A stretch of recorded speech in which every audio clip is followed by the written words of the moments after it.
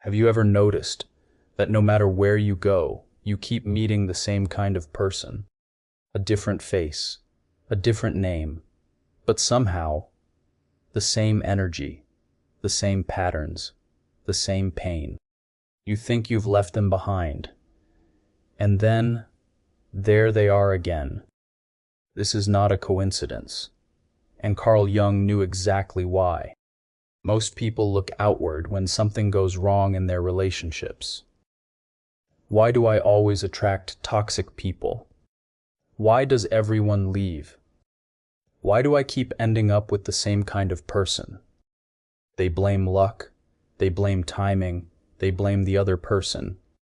But Jung saw something deeper.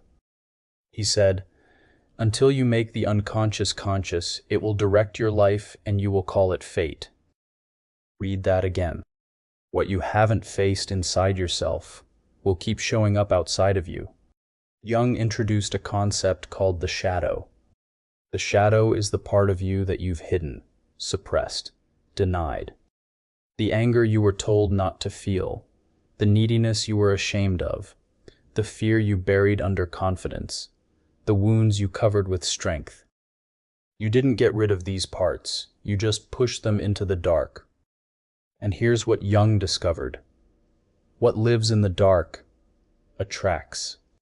The parts of yourself you refuse to see, you find them in other people. You're drawn to them. Sometimes you love them. Sometimes you hate them. But you cannot ignore them. Because they are showing you something about yourself. Think about the person who keeps appearing in your life. Maybe it's the emotionally unavailable partner, the critical friend, the person who takes and never gives, the one who makes you feel small. Ask yourself honestly, is there a part of you that feels unworthy of more? Is there a part of you that confuses chaos with passion? Is there a part of you that believes love must be earned through suffering?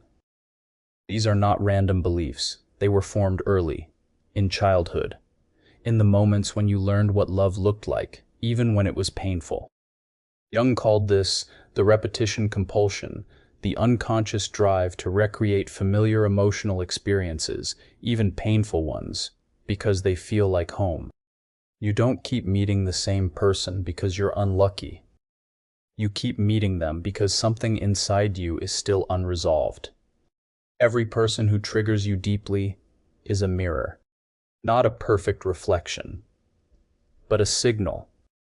When someone makes you furious, ask, what part of me do they represent that I haven't accepted?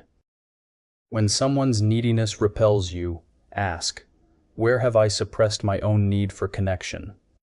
When someone's arrogance irritates you, ask, where have I silenced my own voice out of fear? This is not about blaming yourself. This is about seeing yourself. Jung said, everything that irritates us about others can lead us to an understanding of ourselves. The world outside is always reflecting the world inside. So how do you stop the cycle? First, become aware. You cannot change what you cannot see. Start noticing the patterns, not with judgment, with curiosity. Why does this keep happening to me? Is the wrong question. What is this trying to show me? Is the right one. Second, do the shadow work. Sit with the parts of yourself you've been avoiding. The grief, the anger, the longing, the shame. You don't have to fix them. You just have to acknowledge them. Because what you accept within yourself loses its power to control you from the outside. Third, raise your standard of self-awareness. The more you know yourself, truly know yourself, the less you can be manipulated by unconscious patterns. You begin to choose differently, not from fear, not from habit, but from clarity. Carl Jung spent his life studying the human psyche, and his most important finding was this: the greatest journey you will ever take is inward.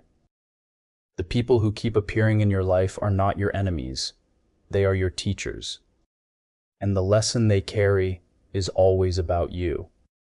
So the next time you find yourself saying "not again," pause. Look inward. Because the pattern ends the moment you finally see what it's been trying to show you. If this resonated with you, take a moment before you scroll. Sit with it. That discomfort you feel, that's the beginning of awareness. And awareness is where everything changes.